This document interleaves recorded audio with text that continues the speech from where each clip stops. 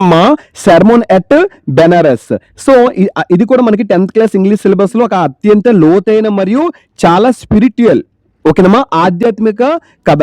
ఈ కథలో గౌతమ్ బుద్ధుని యొక్క జీవితంలో ఒక ముఖ్యమైన ఘట్టాన్ని మరియు కిసా గౌతమి అనే మహిళ ద్వారా ఆయన ప్రపంచానికి అందించిన మరణం యొక్క మోస్ట్ ఇంపార్టెంట్ స్టోరీని లెసన్ ద్వారా మనం తెలుసుకోవచ్చు.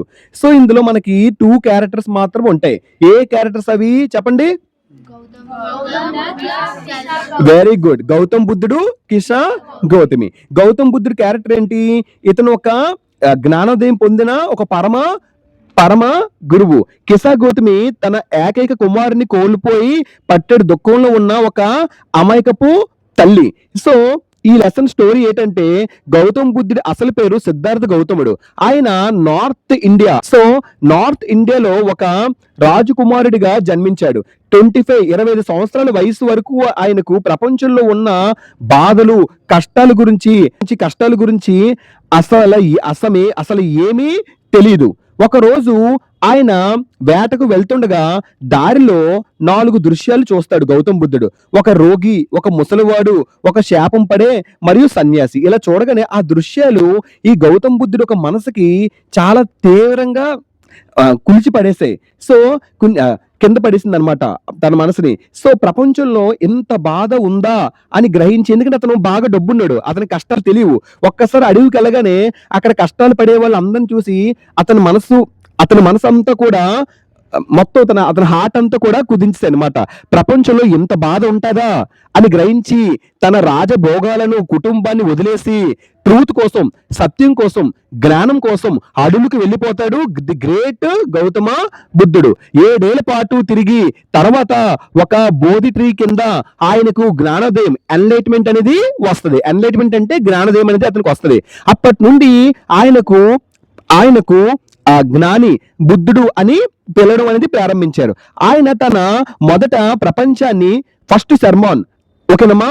సో పవిత్ర నగరమైన, అంటే ఫస్ట్ సెర్మన్ ఎక్కడ ఇచ్చారు అతను? బెనారస్, అంటే గంగా నది దగ్గర అతను కాశీలోని గంగా నది ఒడ్డున ఇచ్చారు. అదే బెనారస్ అంటారు. అంతే ఫస్ట్ సెర్మన్ ఎట్ బెనారస్. అదే సమయంలో బెనారస్ నగరంలో కిసా గౌతమి అనే ఒక అమాయకురాలు నివసిస్తూ ఉండేది. ఆమె ఒక మహిళ ఉండేది. ఆమెకు ఒక్క కొడుకు ఉన్నది. ఆమెకి ఒక కొడుకు అనేది ఉన్నాడు. సో ఒక రోజు ఆ బాబు హఠాత్తుగా చనిపోతాడు, ఓకేనమ్మా. బాగా తీవ్రమైన దుఃఖంతో జ్వరం చేసి చనిపోతాడు. ఆ బాధను తట్టుకోలేక తన కొడుకు చనిపోయాడనే నిజాన్ని ఆమె అస్సలు నమ్మదు. చనిపోయిన బాబుని చేతులతో పట్టుకొని వీధికి తిరుగుతూ తన కొడుకుని బతికించని ప్రతి ఒక్కరిని నా కొడుకుని బతికించని ప్రతి ఒక్కరిని మెడిసిన్ ఇవ్వమని అందరి కాలవేళ పడుతుంది. అది చూసి జనాలు ఈమెకి పిచ్చి పెట్టిందని చెప్పి చనిపోయిన వాడు మళ్ళీ బతుకుతాడా అని అందరూ నవ్వుకున్నారు. అందుకు కొంతమంది బాధపడ్డారు. ఆమె బాధను చూసి ఒక దయగల వ్యక్తి ఏమని చెప్తాడంటే, అమ్మా, నీ కొడుకు బతికించే మందు నా దగ్గర కాదు, ఎవరి దగ్గర ఉండదమ్మా. నేను చూసి అందరూ నవ్వుతున్నారు. నీకొక ఉపాయం చెప్తాను. ఏంటంటే, నువ్వు గౌతమ్ బుద్ధుడి దగ్గరికి వెళ్ళు, ఆయన నీకు సహాయం చేయగలడు అని చెప్తాడు. వెంటనే కిసా గౌతమి ఆశతో బుద్ధుని దగ్గరికి వెళ్ళి, స్వామి, నా కొడుకు చాలా రోగంతో చనిపోయాడు, నా కొడుకు లేకపోతే నేను బతకలేను, ఎలాగైనా నా కొడుకుని బతికించు అని చెప్పి గౌతమ్ బుద్ధుడి దగ్గర ఈ కిసా గౌతమి చాలా అంటే చాలా చాలా చాలా ఏడుస్తుంది అనమాట. నా కొడుకు బతికించే మందు ఇవ్వండి అని వేడుకుంటది. బుద్ధుడు ఆమె పరిస్థితిని చూసి ఒక ఉపాయం చెప్తాడు. ఏంటంటే, ఆమెకు నేరుగా నిజం చెప్తే అర్థం కాదని గ్రహించి ఒక కండిషన్ పెడతాడు. నువ్వు నాకు ఒక గుప్పెడు ఆవగింజలు, మస్టర్డ్ సీడ్స్ తీసుకురా అని చెప్తాడు. నీ కొడుకును బతికిస్తానని చెప్తాడు. కానీ ఆ ఆవగింజలు ఎటువంటి ఇల్లు నుండి తేవాలంటే, ఎవరి ఇంట్లో అయితే ఇంతవరకు భర్త గాని, కొడుకు గాని, తల్లిదండ్రులు గాని, స్నేహితులు గాని, వాట్ నాట్ ఎవ్వరు చనిపోకుండా ఉంటారో అలాంటి ఇల్లు నుండి మాత్రమే తేవాలని ఒక కండిషన్ అనేది పెడతాడు. ఆశతో కిసా గౌతమి ప్రతి ఇంటి తలుపు కొడతదనమాట. నాకు ఆవగింజలు ఇస్తారా అని ప్రతి ఒక్కరిని అడుగుతుంది. జనాలు ఇస్తాము తీసుకో అని, ఆవగింజలే కదా ఇస్తాము తీసుకో అని అంటారు. కానీ వెంటనే బుద్ధుడు చెప్పిన కండిషన్ గుర్తు చేసి, మీ ఇంట్లో ఎవరైనా చనిపోయారా అని అడుగుతుంది. అప్పుడు దానికి ప్రతి ఒక్కరు అయ్యో అమ్మా! మా ఇంట్లో చనిపోయిన వాళ్ళ సంఖ్య చాలా ఎక్కువ. బతికున్న వాళ్ళు చాలా తక్కువ. అని పాత గాయాలను మళ్ళీ గుర్తు చేయకు అని చెప్తారు.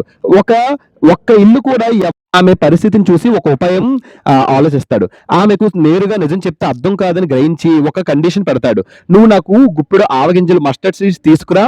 నీ కొడుకుని బతికిస్తాను. కానీ ఆ ఆవగింజలు ఎటువంటి ఇల్లు నుండి తేవాలంటే ఎవ్వరి ఇంట్లో అయితే ఇంతవరకు భర్త గాని, కొడుకు గాని, తల్లిదండ్రులు గాని, స్నేహితులు గాని ఎవ్వరూ చనిపోకుండా ఉంటారో అలాంటి ఇంటి నుండి మాత్రమే నాకు తేవాలని" చెప్తాడు. వెంటనే ఆశతో కిషాగోత్మి ప్రతి ఇంటి తలుపు తొడతది. ప్రతి ఇంటికి వెళ్లి నాకు ఆవగింజలు ఇస్తారని ప్రతి ఒక్కళ్ళని అడుగుతది. జనాలు ఇస్తాము తీసుకో అని అంటారు. కానీ వెంటనే బుద్ధుడు ఒక కండిషన్ ఒక చెప్తారు కదా! కండిషన్ వెంటనే తన కిషాగోత్మి మైండ్‌లో ఆడుతది. సో బుద్ధుని చెప్పిన కండిషన్ గుర్తు చేసి మీ ఇంట్లో ఎవరైనా చనిపోయారా అని అడుగుతది కిషాగోత్మి. దానికి ప్రతి ఒక్కరు అయ్యో అమ్మా! మా ఇంట్లో చనిపోయిన వాళ్ళ సంఖ్య చాలా ఎక్కువగా ఉంది. బతికున్న వాళ్ళ సంఖ్య చాలా తక్కువ. పాత గాయాలు మళ్ళీ గుర్తు చేయకు. ఎవరింట్లో చనిపోకుండా ఉంటారు. మా ఇంట్లో చనిపోయారు. మళ్ళీ గుర్తు చేయక అని చెప్తారు. ఒక ఇల్లు కూడా ఎవ్వరు చనిపోని ఇల్లు ఆమెకు దొరకదు. సాయంత్రానికి అలిసిపోయిన కిషాగోత్మి నిరాశతో రోడ్డు పక్కన కూర్చుండిపోయి ఉంటది. రాత్రి అవుతుండగా నగరంలో దీపాలు వెలగడం, ఆరిపోవడం గమనిస్తుంది. అప్పుడు ఆమెకు జ్ఞానోదయం అవుతుంది. నేను ఎంత స్వార్థంతో ఆలోచించానంటే మరణం అనేది అందరికీ సమానమైనది. పుట్టిన ప్రతి ఒక్కడు ఎప్పుడోకప్పుడు చనిపోవలసిందే. Death is common to all. ఈ సృష్టిలో మరణం లేని ఎవ్వరూ ఉండరు అని గ్రహిస్తది. తన కొడుకు శవాన్ని తెచ్చి శ్మశానంలో పూడ్చిపెడుతుంది ఆమె గ్రహించి. మళ్ళా ఆమె బుద్ధుని దగ్గరకు వచ్చినప్పుడు బుద్ధుడు ఆమెకు జీవిత పరమార్థాన్ని ఇలా బోధిస్తాడు. మనుషుల జీవితాలు చాలా చిన్నవి మరియు బాధలతో కొట్టుమిట్లాడుతూ ఉంటారు. సో ఒక పండిన పండు ఎప్పుడైనా కిందన పడక తప్పదు. సో అలాగే పుట్టిన ప్రతి మనిషి కూడా చనిపోక తప్పదు. సో అని కిషాగోత్మికి బుద్ధుడు ధైర్యం చెప్తూ ఉంటాడు. సో ఏడుపు వల్ల, దుఃఖం వల్ల చనిపోయిన వాళ్ళు తిరిగి రారు. పైగా మన ఆరోగ్యం దీనివల్ల రివర్స్ లో మన ఆరోగ్యం పాడవుతుంది. బాధ మరింత పెరుగుతుంది. ఎవరైతే తన మనసులో బాధను, దుఃఖాన్ని అంటే లామెంటేషన్ అండ్ గ్రీఫ్ వదిలేసి శాంతంగా ఉంటారో వారే నిజమైన ఆనందాన్ని, మనశ్శాంతిని పొందగలరు. సో ఈ కథలో నీతి ఏంటంటే మరణం అనేది జీవితంలో ఒక చేదు నిజం. దాన్ని ప్రతి ఒక్కరు యాక్సెప్ట్ చేయాలి. ఎవరు మర్చిపోలేరు. మనకు అందుకే కష్టాలని యాక్సెప్ట్ చేయాలి. అందుకే మనకి దేవుడు ఏంటి ఇచ్చాడు? ఒక వరం, మర్చిపోవడం. సో ఏదైనా మనం మర్చిపోయేలాగా చేసుకోవాలి దాన్ని. మనకు అత్యంత ప్రియమైన వారు దూరమైనప్పుడు బాధపడటం సహజమే. కానీ ఆ బాధలోని మునిగిపోకుండా, అక్కడే స్ట్రక్ అయిపోకుండా జీవిత సత్యాన్ని గ్రహించి ముందుకు సాగడమే ఒక మంచి బుద్ధి కలవారని ఈ యొక్క లెసన్ ద్వారా మనకి గౌతమ్ బుద్ధుడు మనకి చెప్తున్నారు.